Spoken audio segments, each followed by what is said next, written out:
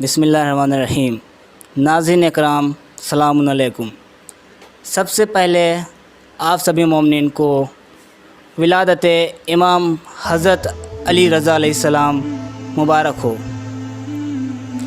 آج ہم موجود ہیں حجت الاسلام عالی جناب مولانا سید اعظمی عباس صاحب قبلہ امام جمعہ والجماعت بڑا گاؤں کے ساتھ، جو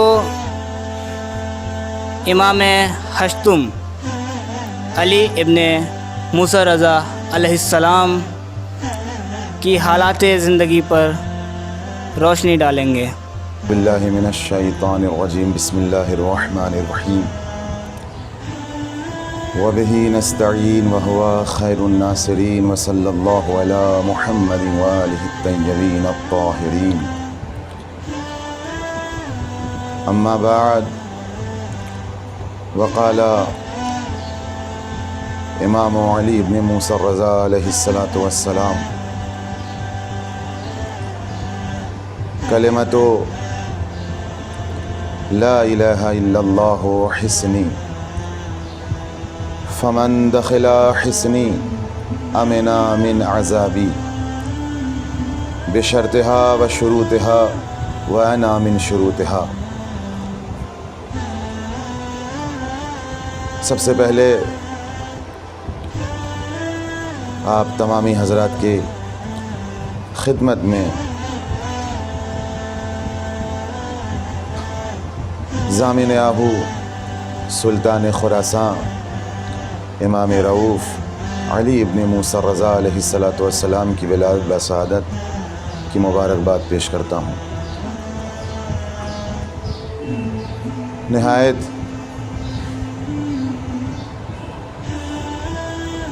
بابرکت دن ہے آج کا 11 ذیقعدہ، جس دن ہمارے اور آپ کے 8ویں امام اس دنیا میں تشریف لائیں۔ امام رضا علیہ السلام کی فضیلتوں کا اور عظمتوں کا کیا کہنا کہ انسانی ذہن میں امام کی فضیلتیں، امام کے مراتب، امام کے صفات اس خاکی ذہنوں میں نہیں آ سکتے ہیں۔ یقیناً اب اسی سے اندازہ لگائیں آپ کہ بہت سے القاب ہیں 8ویں امام کے، لیکن کچھ مشہور لقب وہ ہے جسے دنیا جانتی ہے، جیسے رضا، جیسے 8ویں امام کا لقب ہے عالم آل محمد، رؤوف۔ یہ وہ القاب ہیں کہ جسے اپنے تو اپنے غیر بھی جانتے ہیں۔ آپ دیکھیں، غور کریں، ایک حدیث قدسی کی قرأت کی ہے اور مختصر سی حدیث ہے امام کی، جسے میں نے آپ کے سماعتوں کے حوالے کیا، لیکن ذرا اس پر غور کریں تو معلوم ہوگا کہ عظمت امامت کیا ہے، عظمت ولایت کیا ہے۔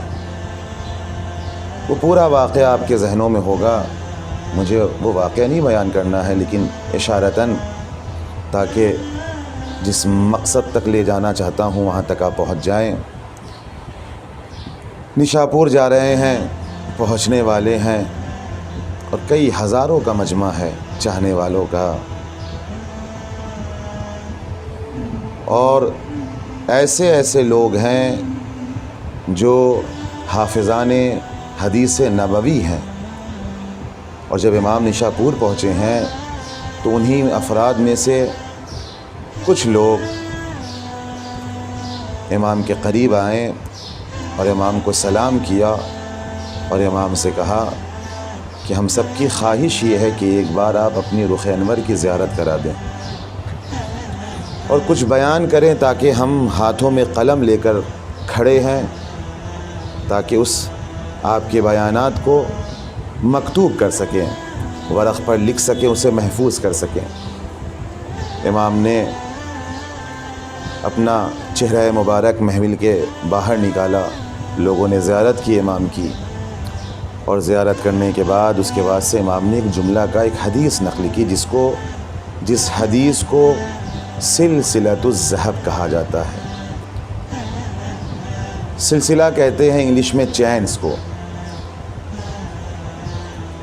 سلسلہ یعنی زنجیر، ذہب کہتے ہیں گولڈ، سونے کو، یعنی ایسی زنجیر جو سونے کی زنجیر ہے۔ یعنی کیا مطلب؟ اس کا مطلب یہ ہے کہ کچھ حدیثیں ہمارے سامنے ایسی ہیں جن کو سلسلۃ الذہب کہا جاتا ہے۔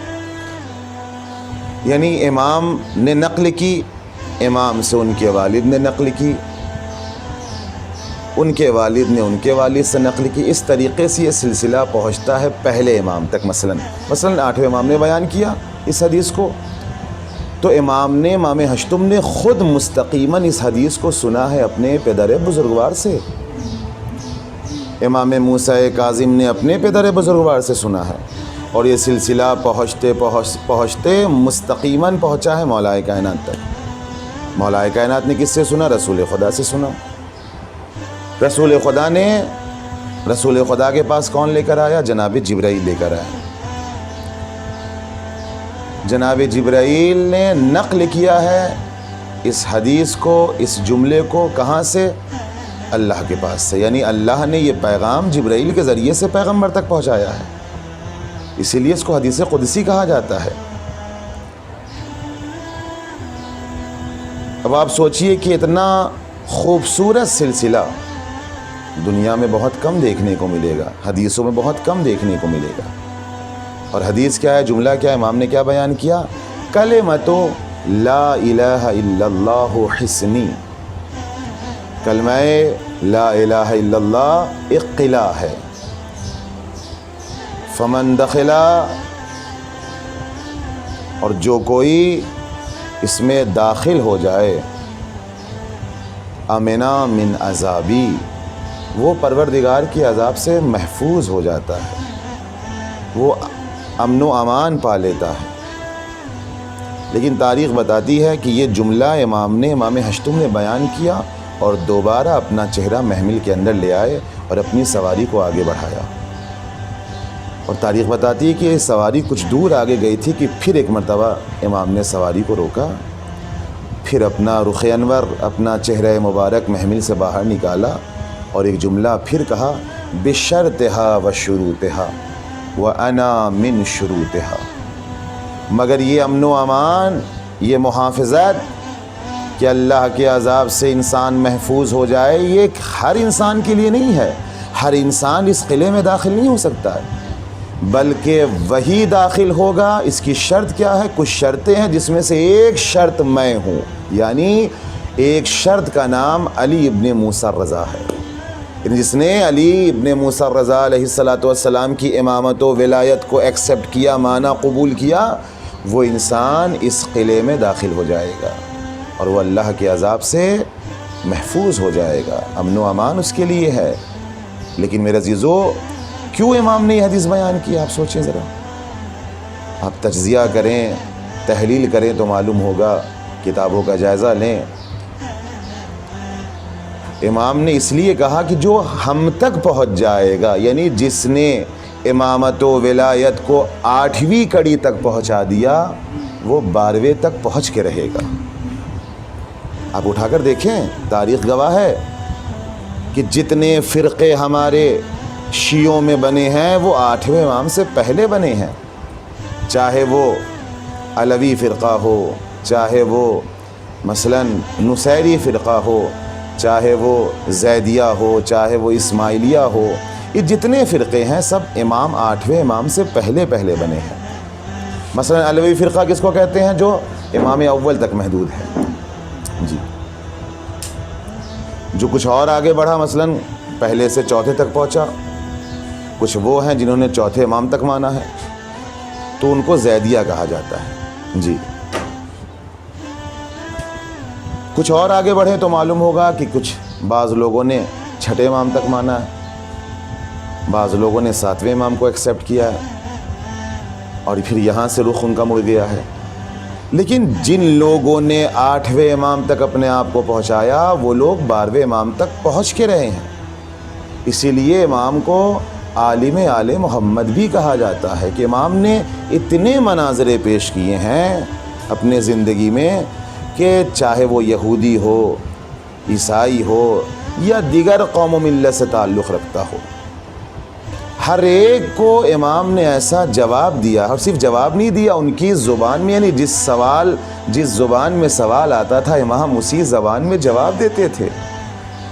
جس کتاب سے سوال کیا جاتا تھا امام اسی کتاب سے جواب دیتے تھے، اور صرف جواب نہیں دیتے تھے بلکہ ایسا جواب دیتے تھے کہ سامنے والا جو ہے وہ قانع ہو جاتا تھا اور کہنے پہ مجبور ہو جاتا تھا کہ خدا کی قسم اگر مثلاً عیسیٰ ہوتے تو وہ بھی یہی جواب دیتے، جناب موسیٰ ہوتے تو وہ بھی یہی جواب دیتے۔ اب آپ سوچئے، علم دیکھیے۔ اچھا، کمال کی بات تو یہ ہے، غور کریں کہ 8ویں امام کا لقب عالم آل محمد ہے۔ آپ سوچیں کہ کیا یہ تو 12 کے 12 عالم ہیں، لیکن ایسے مثلا مثال کے طور پر ایک مثال دوں، کسی خاندان میں سب جاہل ہوں، کوئی ایک پڑھا لکھا ہو تو اس کو یہ لقب ملے تو بھائی ظاہر سی بات ایک بات ہے کہ واقعاً عالم ہے، واقعاً اس نے علم حاصل کیا، فاضل ہے۔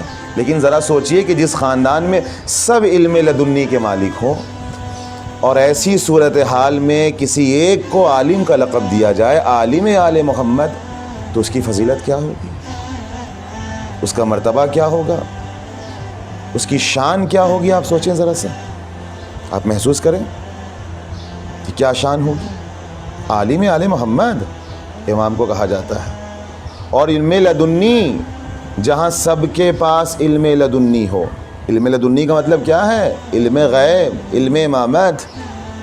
کچھ چیزیں دنیا میں وہ ہوتی ہیں جنہیں ہم اکتسابی طور پر مثلاً پاتے ہیں، کسب کر لیا ہمیں مل جاتی ہے۔ کچھ وہ ہوتی ہیں مثلاً جیسے اکتسابی ہے یا مثلاً حاصل کیا جائے، اسے تحصیلی طور پر حاصل کیا جاتا ہے۔ لیکن کچھ چیزیں وہ ہیں کہ جنہیں حاصل کرنے کی ضرورت نہیں ہوتی ہے بلکہ وہ وہبی ہوتی ہیں، خدا خود بخود عطا کرتا ہے۔ اور ائمہ معصومین کے پاس جو علم ہے وہ علم لدنی خدا نے عطا کیا ہے، اور ایسے علم رکھنے والے افراد کے درمیان میں کوئی ایک وہ ہے جس کو یہ لقب دیا جا رہا ہے عالم آل محمد۔ وہ آپ سوچیں کہ کیا مرتبہ ہوگا میرے عزیزو۔ واقعی امام رؤوف ہے، امام رؤوف۔ آج آپ جائیں، جا کے روضہ دیکھیں، جو لوگ گئے ہیں انہوں نے دیکھا ہوگا، جو نہیں جا سکے خدا انہیں اس دن کے طفیل میں امام ہشتم کی زیارت نصیب فرمائے، الہی آمین۔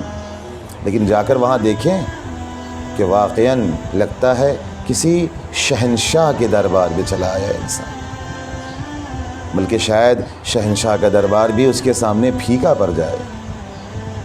وہ شان و شوکت، اور چھوٹا سا واقعہ میں نقل کرنا چاہتا ہوں تاکہ اس لقب کا بھی آپ کو اندازہ ہو کہ امام کو امام رؤوف کیوں کہا جاتا ہے۔ شیخ بہائی کا نام آپ لوگوں نے سنا ہوگا، مذہب تشیع کے بہت بڑے عالم، بہت بڑے مرجع، عالم دین، اور ایسا علم تھا کہ علم فلکیات بھی تھا، علم نجوم بھی تھا، کئی علوم کے مالک تھے شیخ بہائی، جن کا مقبرہ امام رضا علیہ السلام کی اسی کیا نام ہے صحن حرم میں ہے، یعنی حرم کے اندر ہے۔ آپ جائیں، جا کر انشاءاللہ زیارت کریں گے آپ جب جائیں گے تو جب یہ روضہ بننے والا تھا تو انہوں نے خود اس کا نقشہ بنایا شیخ بہائی نے، اور نقشہ بنانے کے بعد جب مین دروازہ لگنے والا تھا تو خادم کو بلایا اور اس انسان کو بلایا جو اس دروازے کو لگانے والا تھا، اور شیخ بہائی نے ایک تعویذ دیا اور کہا کہ جب یہ دروازہ لگنے لگے تو اس تعویذ کو اس دروازے پہ لگا دینا، اس دروازے کے ساتھ لگانا۔ اور یہ کہہ کر شیخ بہائی چلے گئے، خراسان دودھ سے باہر چلے گئے۔ کچھ دن بعد جب آئیں تو آنے کے بعد دیکھا کہ دروازہ بھی لگ گیا ہے، حرم بھی بن گیا ماشاءاللہ۔ تو اس کو بلا کر پوچھا کہ میں نے جو تعویذ تمہیں دیا تھا تم نے وہ لگایا کہ نہیں لگایا؟ تو اس نے کہا کہ نہیں میں نے نہیں لگایا۔ کہا کیوں؟ کہا جب میں رات میں بستر پر گیا تو میں نے خواب میں امام ہشتم کو دیکھا، امام رؤوف کو دیکھا، 8ویں امام کو، اور امام نے آ کے کہا کہ مجھ سے یہ حکم دیا کہ وہ تعویذ جو شیخ بہائی نے تمہیں دیا ہے وہ نہ لگانا۔ لیکن ایک بار نہیں، امام نے یہ 3 بار مجھے حکم دیا، لہٰذا میں سمجھ گیا کہ یہ کوئی خواب کی صرف منزل نہیں ہے، یہ کوئی ایک میسیج ہے، ایک پیغام ہے جس کے ذریعے سے، خواب کے ذریعے سے امام ہم تک پہنچانا چاہ رہے ہیں۔ میں نے وہ تعویذ نہیں لگایا۔ شیخ بہائی نے جب سنا تو تاریخ بتاتی ہے کہ وہیں بیٹھ گئے اور زار و قطار رونے لگے۔ تو اس خادم نے پوچھا کہ آخر رونے کا سبب کیا ہے؟ تو شیخ بہائی نے کہا کہ تم جانتے ہو میں نے تعویذ کے اندر کیا لکھا تھا؟ کہا کیا لکھا تھا؟ کہا میں نے تعویذ کے اندر جو لکھا تھا وہ یہ لکھا تھا کہ امام کی زیارت کو امام کے حرم میں صرف وہ آئیں جو حلال زادہ ہو۔ اللہ اکبر۔ لہٰذا امام نے منع کر کے یہ بتا دیا کہ امام رؤوف ہے اور امام چاہتے ہیں کہ امام کی دربار میں عام بھی آئے اور خاص بھی آئے، گنہگار ہے تو وہ بھی آئے، اپنا ہے تو وہ بھی آئے، پرایا ہے تو وہ بھی آئے۔ سوچیے امام رؤوف واقعاً کیا منزلت ہے، کیا مرتبہ ہے۔ خدا ہم سب کو امام رضا علیہ الصلاۃ والسلام کی زیارت نصیب فرمائے۔ جو لوگ جا چکے ہیں انہیں پھر دوبارہ وہ زیارت نصیب ہو، الہی آمین۔ اور خود امام کی حدیث بھی ہے کہ جو جتنی بار میری زیارت کو آئے گا میں اس کی قبر میں اس کی زیارت کو اتنی بار آؤں گا۔ وہ آپ سوچیں، واقعاً جس نے ایک بار بھی امام ہشتم کی زیارت کی ہے یقیناً مطمئن رہے کہ اس کی قبر میں 8ویں امام آ کر رہیں گے۔ آئیے، ولادت کا دن ہے، 11 ذیقعد ہے، خدا کی بارگاہ میں دعا کریں بار الہا ہم سب کو اس بات کی توفیق عنایت فرما کہ ہمارے دلوں کے اندر زیادہ سے زیادہ ولایت ائمہ معصومین، ولایت حجت خدا زیادہ سے زیادہ جو ہے وہ ہمارے دلوں میں وہ اتر سکے یہ ولایت، اور ہم اہل بیت کے پیروکار بن سکیں، ان کی اطاعت کریں، نماز کو اول وقت ادا کریں، اور یہ بھی دعا کریں کہ اس پرمسرت دن کے صدقے میں یہ جو وبا پھیلی ہوئی ہے، یہ جو بیماری پھیلی ہوئی، خدا ہم سب کو بالخصوص شیعان علی کو اس وبا سے، اس بیماری سے محفوظ رکھے۔ ربنا تقبل منا انك انت السميع الدعاء اللهم عجل لوليك الفرج اللهم عجل لوليك الفرج اللهم عجل لوليك الفرج اللهم صل على محمد وآل محمد۔